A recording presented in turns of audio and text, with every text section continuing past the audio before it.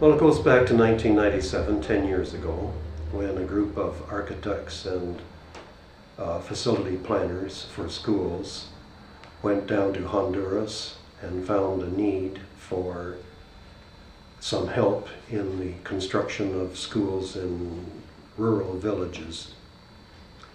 The existing schools were either non-existent or were very small, often with very little windows, maybe 600 square feet, and maybe having as many as 40 students in that small space. This past summer, I did some work in Honduras with SCW, and when I was there, I realized two things. One, Honduras is a beautiful country that has the potential to become fully developed. The second thing I realized is that they need our help. There are some areas in Honduras where the poverty is evident. There are children that are not even attending school because they need to walk hours to get to their school on unpaved and unsafe roads. I can't imagine. I don't think our kids would be able to walk 2 miles to get to school. I think, many of our kids live around the corner and they get dropped off, right? They get driven or the bus picks them up. And also they come to school and they're well fed and they're dressed for the weather and they're healthy. They have drinking water and running water in their homes, and so they're not worried about disease, and they're safe, and it's a safe place for them to come and learn as well. So I can't even imagine them not having those conditions and being able to learn. For any learning to take place, they have to have those basic needs met first. Otherwise, they can't. I don't think they can come to school ready to learn if they're hungry or tired or scared.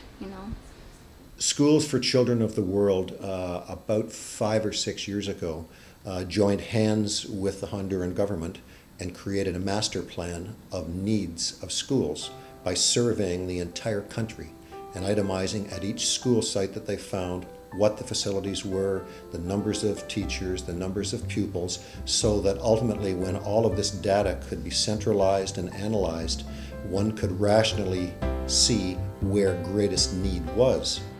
And what we did was build a classroom of 800 square feet with lots of light and lots of space in it. We provided the furniture, and sometimes where there was electricity, computers. We actually are touching and working with the community. In fact, when we start a school, we make sure that everybody in the community, in the village, agrees to help. They provide the labor for building the schools. The children in Honduras deserve the same opportunities that I've had in my life. To attend a safe school, to be transported to that school, to receive a good quality education. People like myself that have been in the construction industry and the design industry for a number of years, I would say have been treated very well by it. We've done well personally. I've been in the education industry for 26 years now, and I've done very well by it. I've enjoyed my work, I've learned a lot, and as such, having learned a lot about schools, I think it's time for people like myself to give something back. And I think you give something back to people and to countries that have less than you do. And you try to match your skill set with the needs of a country and give them something that they can sustain themselves. When I first learned about SCW Canada, I couldn't help to feel proud of living in this country where I had been given the opportunity to do something for education, right in my birth country, Honduras. When the people at SCW described the conditions of most of these rural schools, I knew what they were speaking of. I've been there, I've seen it. I'm very happy to be involved with a project like this. I think giving back is the highest enlightenment in our lives. And when you look at the faces of the children, and when you listen to the parents and teachers speak, you realize that they are full of hope. They are really hopeful and very proud.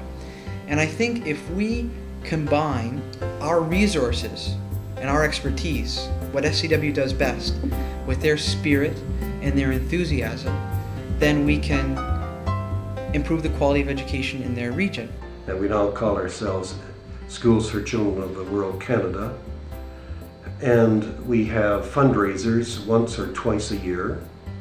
And we hope that when you review this, that you'll be interested in not only coming to see what the work is that we're doing, but also possibly think about giving us some help financially.